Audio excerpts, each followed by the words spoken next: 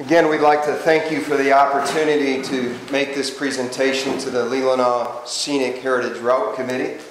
And the property owners along Little Traverse Lake Road hope that after today perhaps you would have a greater understanding and perspective of some of the problems with the Sleeping Bear Heritage Trail route as proposed.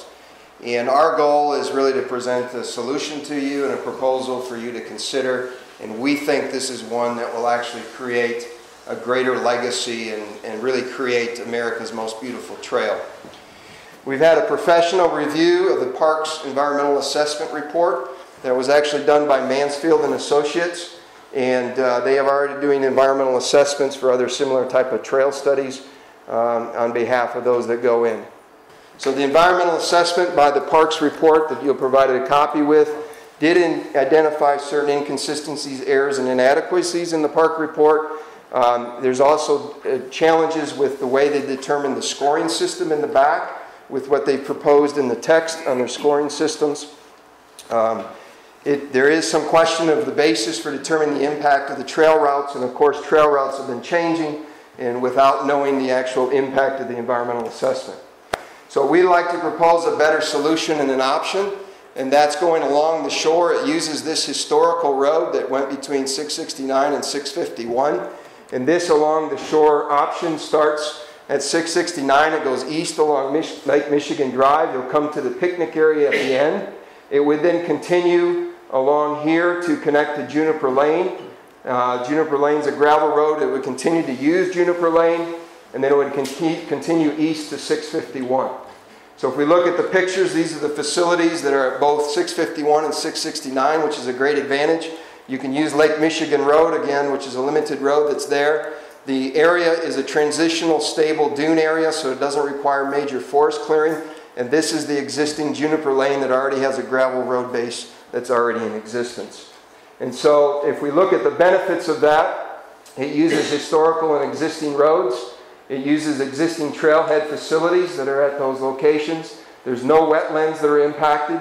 There's no significant creek crossings. There is a small seasonal stream that dumps into Good Harbor Bay. There is no forest clearing that's required.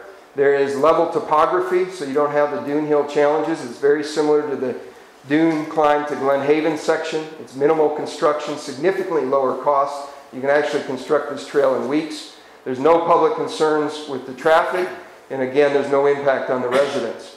So this would be the typical construction that you see along the dune climb to Glen Haven. So we really think the big impact of this is the legacy, which is creating a superior trail experience. And you can have more diverse recreational opportunities on this section of the trail. There's a more natural setting for the user than going along a county road. You can actually take in the sights, sounds, and smells of Lake Michigan, and it could be America's most beautiful trail.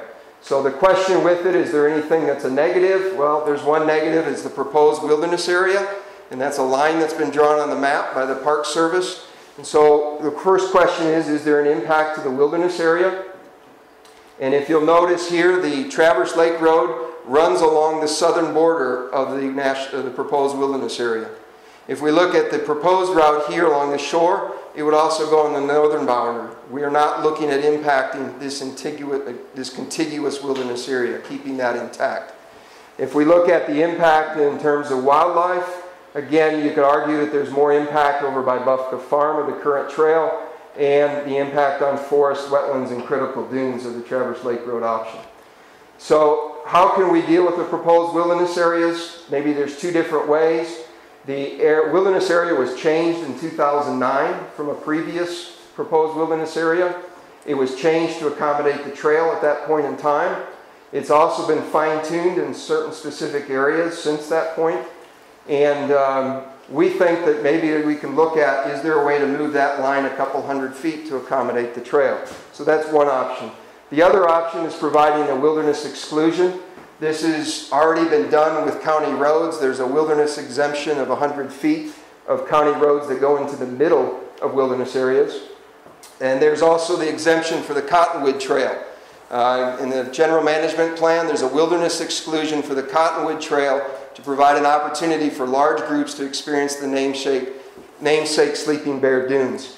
So maybe perhaps we can provide a similar one for the Heritage Trail, to provide a recreational opportunity to experience the namesake Sleeping Bear Dunes National Lakeshore, which is the full name. So a quick comparison again between these two options. There's no wetlands, there's no creeks, there is a seasonal stream there on the shore, but no large creeks, no mature forest clearing, flat topography, there's no public safety issues, no residential impact, lower construction cost, using existing parking and restroom facilities, more recreational opportunities, to superior user experience.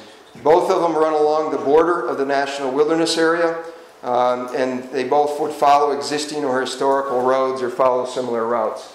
We just want to end with this, that we believe we can do better, and to encourage people to think about the trail user, that we can create a better user experience, that we're hopefully asking that maybe perhaps you can understand and respect the concerns of private residences. For example, if you were living along the road and the trail came across your front yard, how would you feel? And that's all we're asking, is to actually look at it from that perspective of private property owners. We also look at value and public input. We believe that what's been done to date is very helpful, and to encourage an ongoing dialogue and discussion. We're hoping that we can be flexible and open to consider options and what those might be and how we can accomplish it and solve those. And lastly is to create something that's better for future generations. And of course, we think that we can create a real legacy of a superior trail experience. So we thank you today for that opportunity to give you just an insight into some of the concerns along Traverse Lake Road. Maybe perhaps afterwards you could drive the route, but also think, maybe walk along Lake Michigan and look at the opportunities of creating the better trail experience. So we have a packet we'll leave with you that has the report, it has the position paper in writing and all the information, including today's presentation. So we thank you for the opportunity.